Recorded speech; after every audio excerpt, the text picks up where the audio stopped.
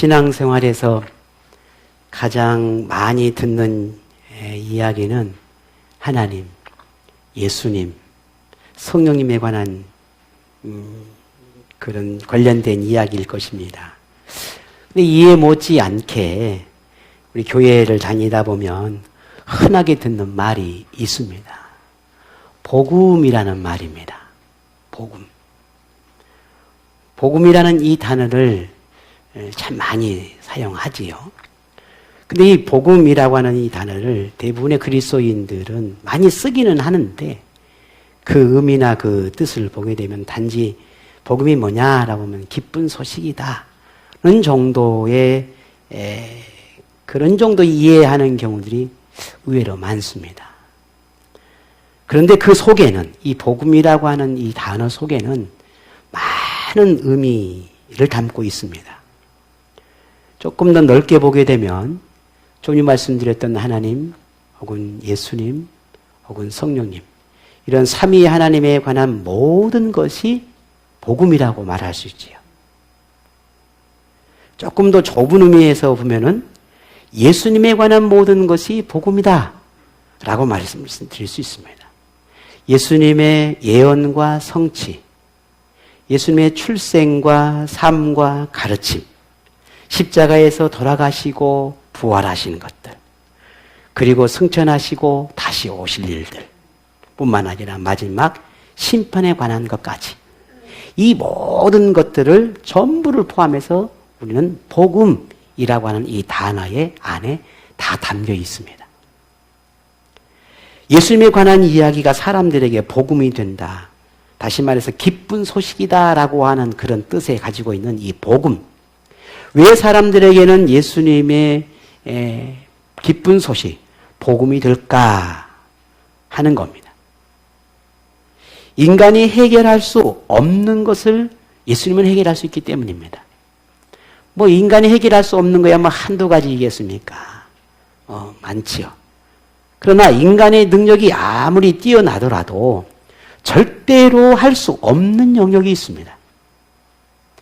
설령 세상에 신이라고 말하는 그런 존재들이 뭔가 할 수 있다고 하더라도 절대로 흉내조차 낼 수 없는 오직 예수님만, 유일하게 예수님만 할 수 있는 일이 있는데 죄인의 죄를 용서하는 겁니다. 죄인을 용서하는 것.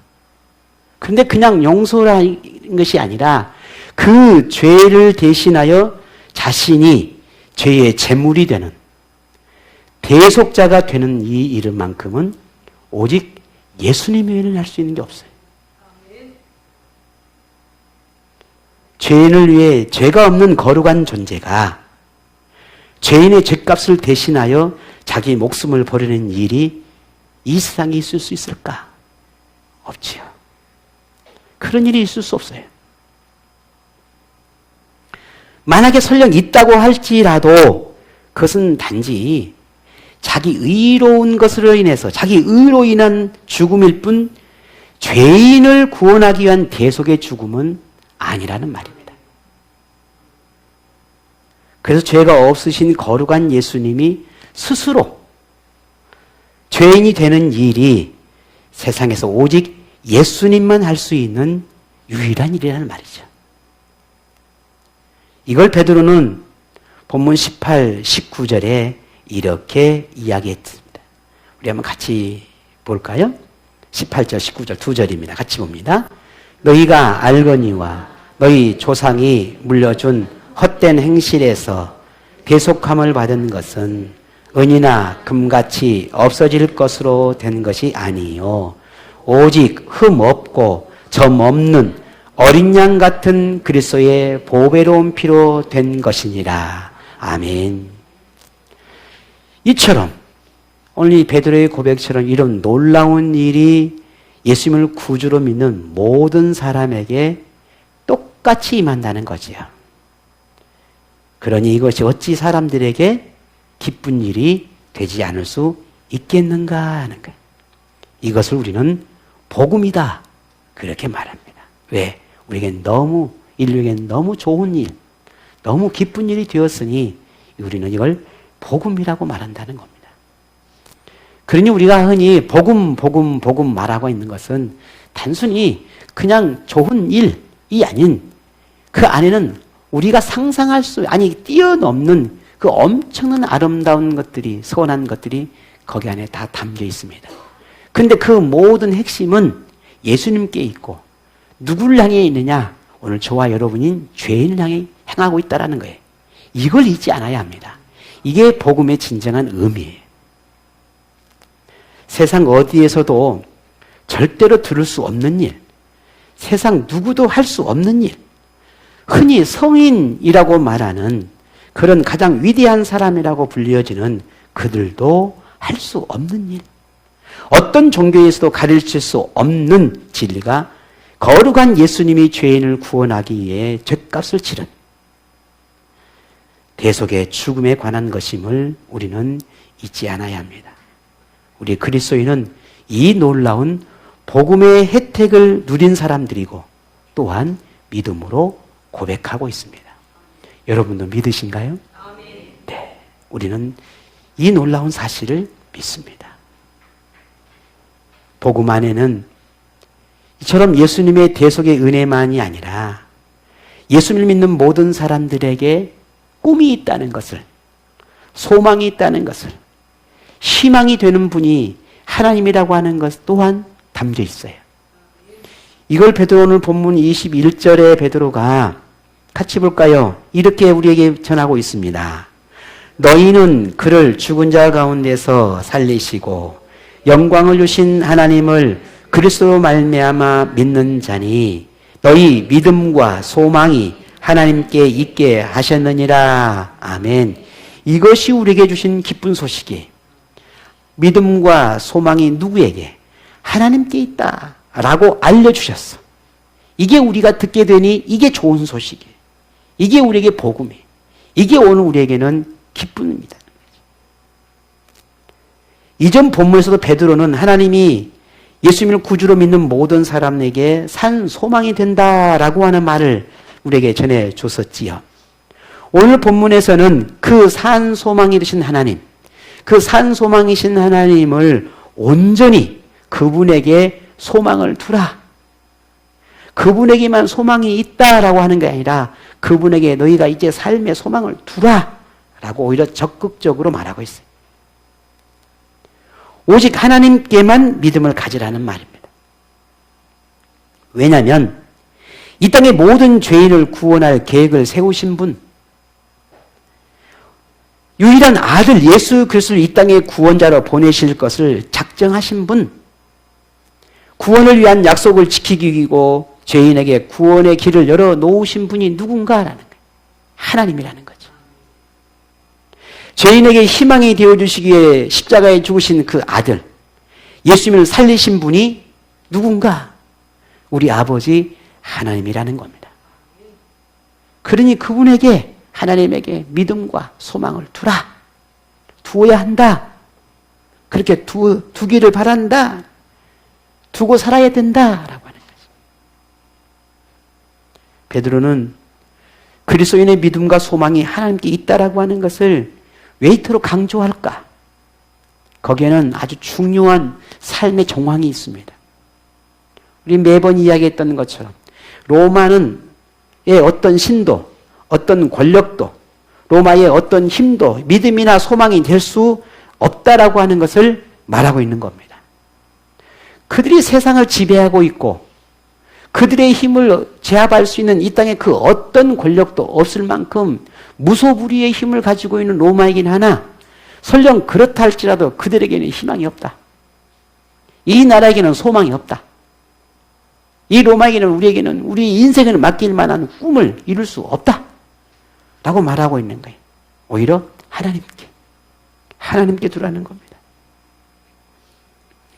아무리 로마가 힘이 강하고 세계를 지배하고 그 황제의 권력이 그렇게 강하고 뛰어나다 할지라도 그것은 한순간일 뿐 영원하지가 않다는 겁니다.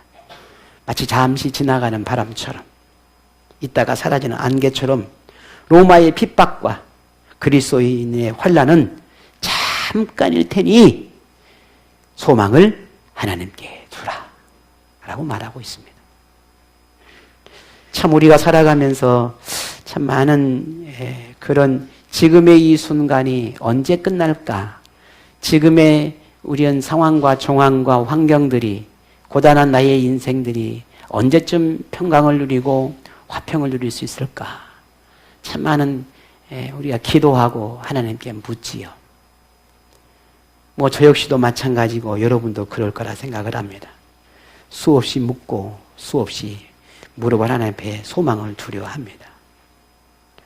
그것이 우리의 믿음의 삶이고 그게 우리 그리스도인의 삶이라는 걸 우리는 너무나 잘 알기 때문입니다. 분명 말하지요. 그 끝이 있다는 거죠.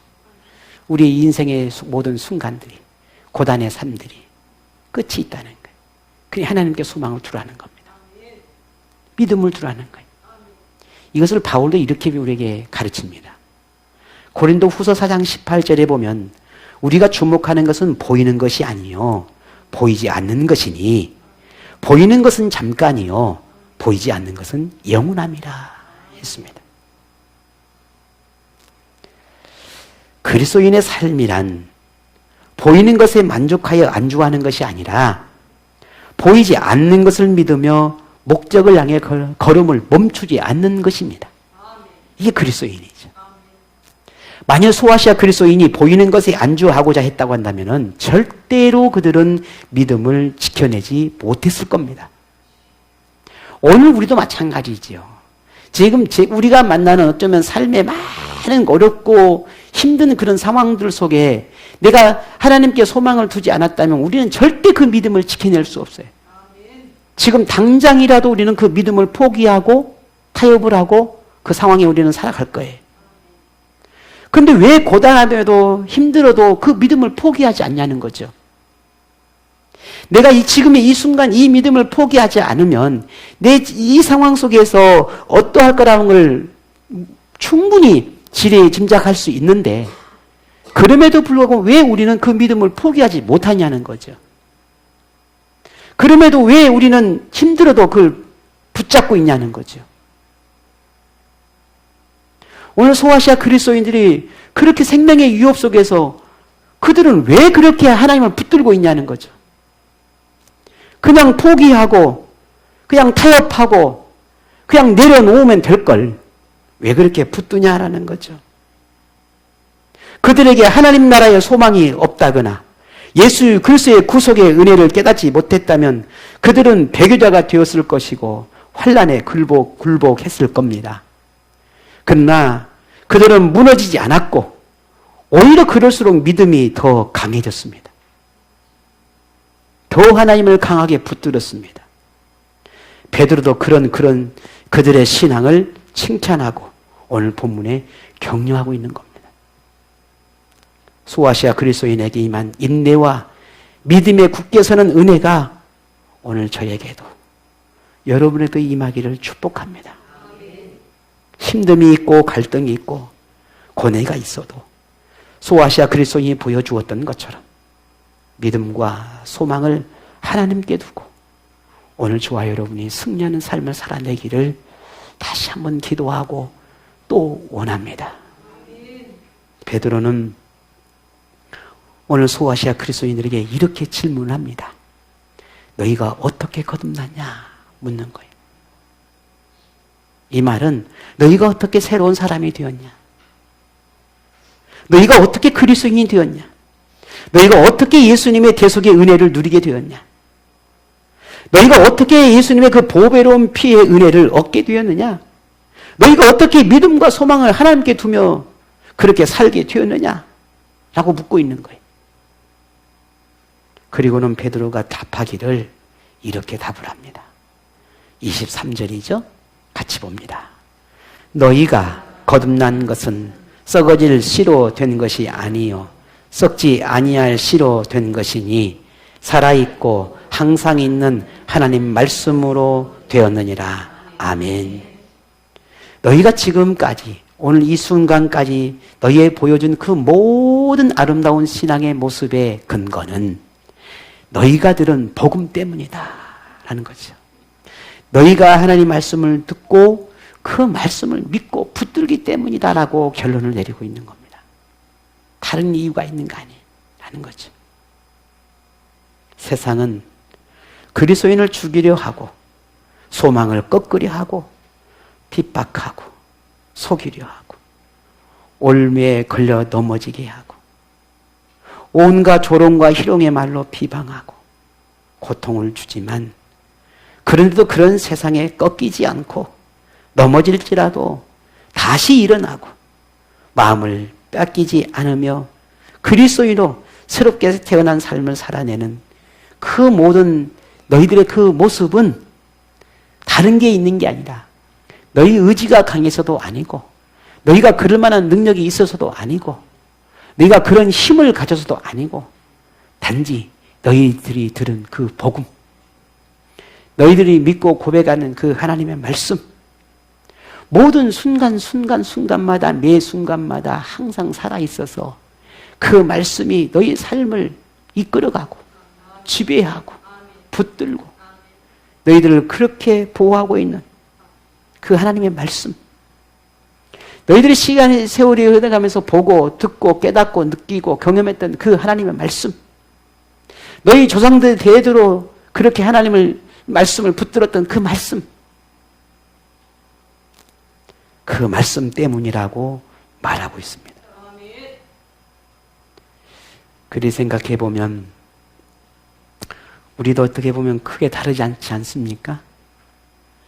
여러분이 교회를 지금까지 수십여 년을 교회를 다니고 하나님을 믿고 또 참 많은 삶의 위기와 신앙의 위기가 있었겠지만 그럼에도 불구하고 하나님을 붙들고 지금까지 왔잖아요. 아마 많은 저마다의 정도는 차이는 있겠지만 신앙을 포기하고 싶을 때가 서로 있었을 거라 생각합니다. 그게 뭐 여러 가지 이유가 있었겠지요.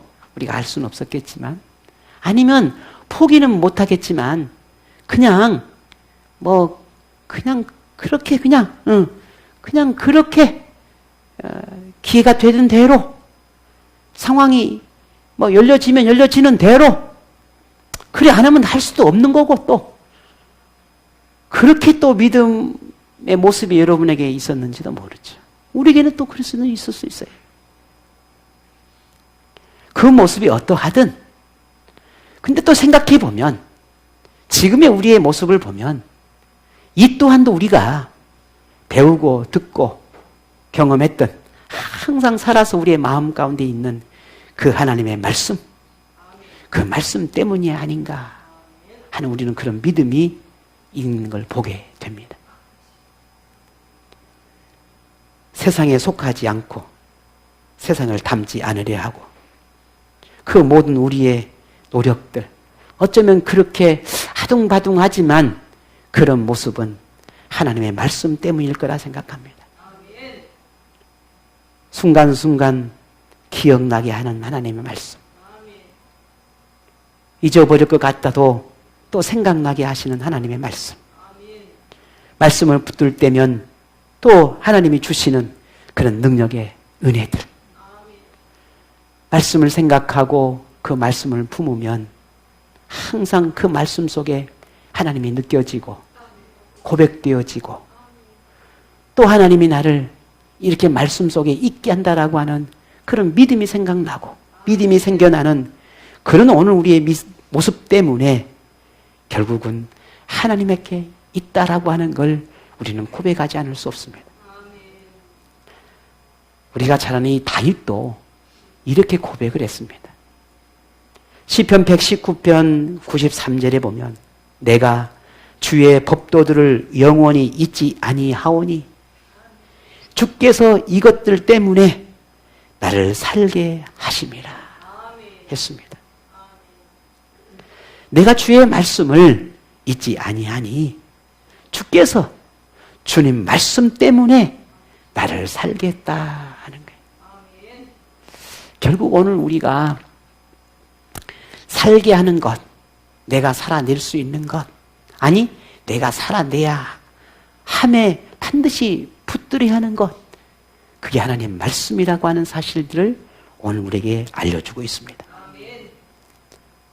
세상에는 참 훌륭한 교훈과 감동을 주는 아름다운 이야기가 참 많습니다. 아무리 마음이 강팍하고 아무리 그 마음이 어두운 사람도 감동을 주는 이야기들이나 그런 교훈들이 참 많죠. 삶에 도움을 주는 격언이나 혹은 그런 조언들 참 많습니다. 하지만 그 모든 것이 모든 사람들에게 똑같이 적용되고 똑같이 느껴지는가? 그렇지는 않습니다. 세상이 변하고 세월이 흐르면서 시대와 상황과 사람과 환경에 따라 달라지면서 그 훌륭하고 좋게 여겼던 말들도 더 달라집니다. 하지만 하나님 말씀은 어떻습니까? 수천 년이 흐르고 모든 사람의 상황이 다르고 생각이 다 다르고 사람 환경도 다르고 어느 하나 같은 게 없는 모든 사람들에게 어쩌면 이렇게 하나님의 말씀은 똑같이 살아있는 말씀으로 그들을 품을까? 이게 하나님 말씀의 능력이 아니겠습니까? 그런 하나님의 말씀, 이 하나님의 말씀이 왜 이토록 모든 사람들에게 살아있어서 생명 있는 말씀으로 그들에게 들어갈 수 있고 다가갈까? 이것을 베드로는 이사야 선지자의 말을 인용해서 이렇게 오늘 본문에 말합니다. 24절에 그러므로 모든 육체는 풀과 같고 그 모든 영광은 불의 꽃과 같으니 풀은 마르고 꽃은 떨어지되 오직 주의 말씀은 세세토록 있다. 이게 말씀의 능력이고 이게 살아있다는 증거입니다. 하나님의 말씀은 처음부터 지금까지 영원히 변하지 않을 것이고 변질되지도 않을 것이고 하나님의 말씀은 불변합니다. 그래서 우리는 말씀을 절대적으로 신뢰하고 또 따르는 것입니다. 다른 건 없습니다. 그저 말씀을 붙드는 거죠. 그 가르침을 우리의 삶의 기준으로 삼고자 부단히 말씀을 찾고 갈급해야 하고 그 말씀의 은혜를 또 강구합니다. 왜? 그 말씀의 은혜를 내가 채워줘야 비로소 내가 용기가 나고 힘이 나고 세상을 이기는 그런 지혜도 생겨나기 때문입니다. 결국은 나도 나를 어떻게 해볼 수 없는 이 삶을 살아감에 있어서 하나님 말씀만이 능력이라고 하는 오늘 이 본문의 말씀이 이토록 우리에게 용기와 힘을 줍니다. 과거 믿음의 선배들도 그렇게 말씀을 붙들며 살았습니다. 신앙의 아름다운 삶을 살아가는 모든 이들의 공통점은 딱 하나입니다. 말씀이었습니다. 현재 오늘 우리도 그렇고 우리의 후손들도 주님이 오실 때까지 그 하나님 말씀을 영원할 것이니 그 말씀을 붙들며 그렇게 믿음의 삶을 살아갈 것입니다. 이토록 전적으로 의지하고 믿을 수 있는 이 하나님의 말씀이 우리에게 있다는 거, 내게 있다는 거, 내가 듣고 있다는 거, 내가 알고 있다는 거, 이것이 얼마나 기쁜 일인가 하는 겁니다.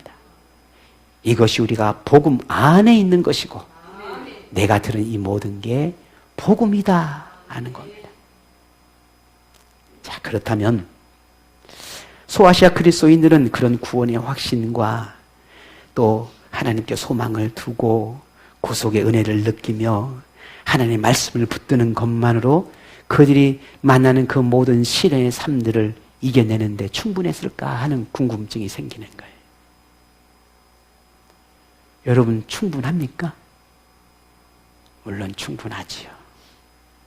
하나님 말씀보다 더 위대한 힘은 없다는 거 우리가 다 압니다. 하나님 말씀을 복음 안에 있는 걸 내가 신앙 안에 삶을 살아내는 것, 또 세상을 맞서 싸울 때 그런 담대함을 주는 그 모든 거 다 하나님 말씀이에요. 이게 우리는 부인할 수가 없어. 우리가 살아가는 모든 신앙의 근거가 하나님의 말씀이라는 건 그 어느 하나도 단 의심의 여지가 전혀 없어요. 그런데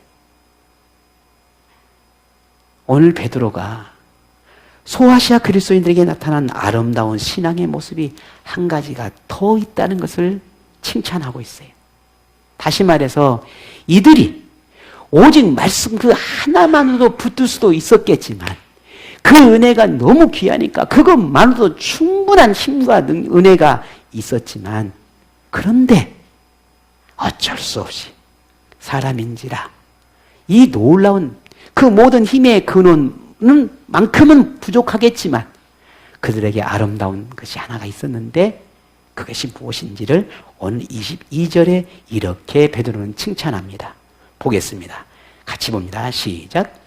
너희가 진리를 순종함으로 너희 영혼을 깨끗하게 하여 거짓이 없이 형제를 사랑하기에 이르렀으니 마음으로 뜨겁게 서로 사랑하라. 아멘.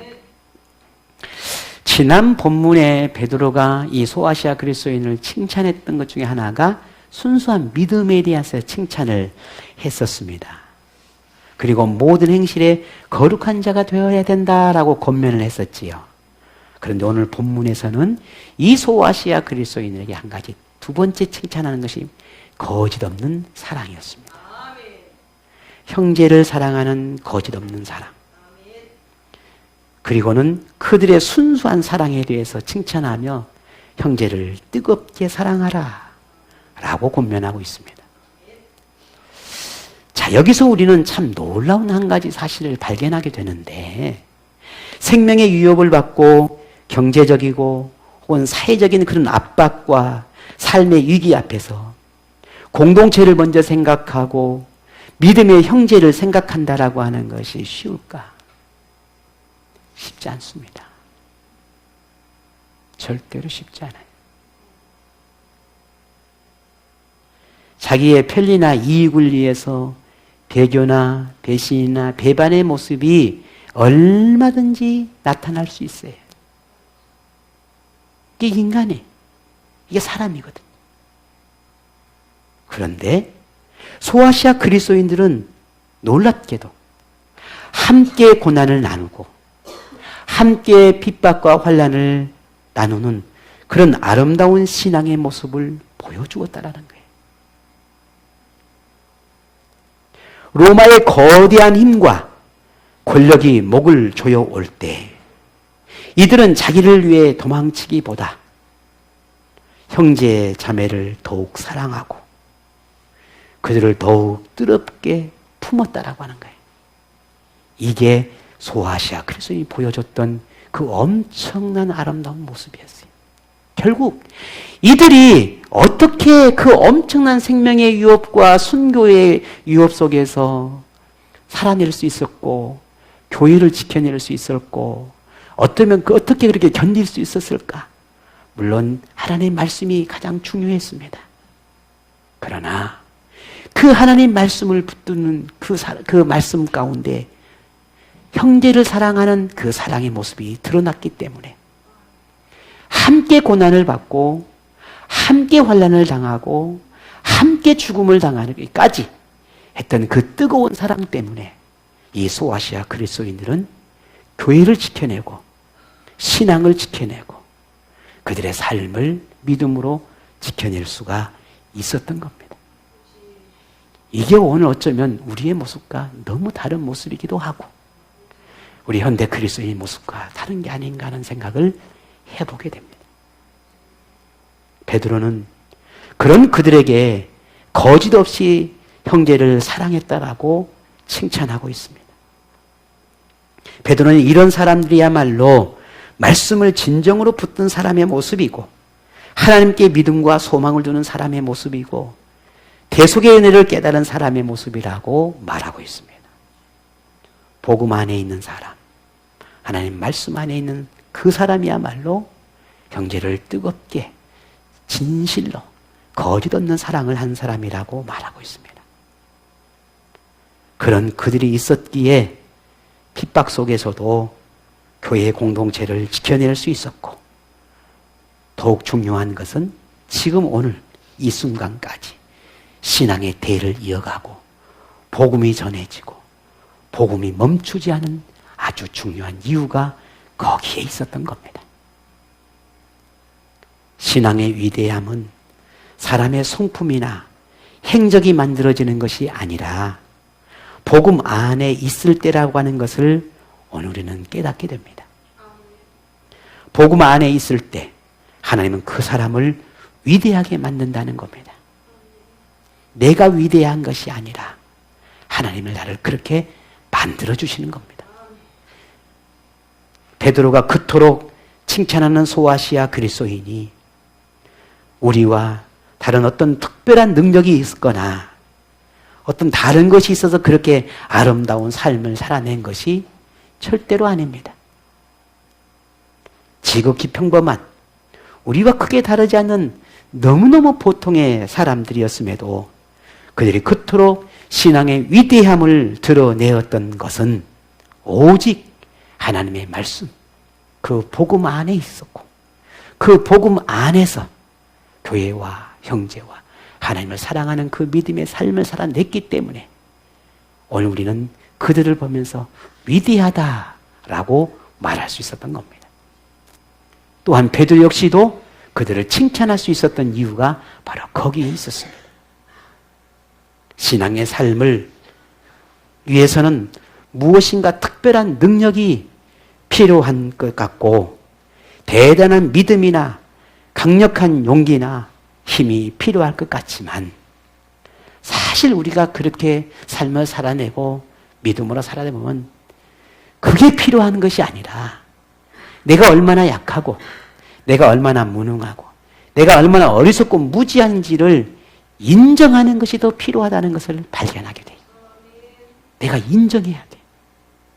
내가 인정해야만 하나님의 말씀이 비로소 내게 들어오고 내가 인정해야만 비로소 내가 하나님 앞에 겸손해지고 내가 하나님 앞에 인정해야만 비로소 내가 살 길이 보이기 시작합니다. 오늘 저와 여러분 우리가 진정으로 간절히 꿈꾸고 바라는 삶은 내가 어떤 특별한 능력을 얻어서 사람을 살아가는 것이 아니라 하나님의 말씀이 필요한 존재라고 하는 걸 인정하고 살아가는 삶이야말로 우리가 진정 꿈꾸는 삶이 되어야 되지 않을까 하는 생각을 해보게 됩니다. 결국 우리가 그런 삶을 바라는 것, 그것이 아름다운 삶이요 위대한 삶이라고 하는 것을 깨닫게 되는 것입니다. 이미 우리는 대속의 은혜를 입었고 하나님의 인생의 유일한 소망이 되었다는 것을 믿고 있고 하나님의 말씀은 진리이고 살아있다라고 하는 것을 우리는 확신하고 있습니다. 자, 그렇다면 이제는 그 믿음을 따라 최선의 삶을 살아내는 것은 오늘 저와 여러분의 책임입니다. 보고 또 듣고 배우고 느끼고 경험한 얼마나 많은 복음의 기쁜 소식, 복음의 아름다운 은혜가 우리에게 얼마나 많습니까? 영적인 은혜가 우리에게 얼마나 많습니까? 그 많은 영적인 은혜들을 하나님과 형제 자매를 사랑하는 그리고 세상을 이기는 힘으로 삼기를 바랍니다. 그런 여러분의 모든 삶의 여정이 항상 복음 안에 있기를, 복음 안에 담긴 그 진리를 온전히 믿고 살아내기를 주의 이름으로 축복합니다.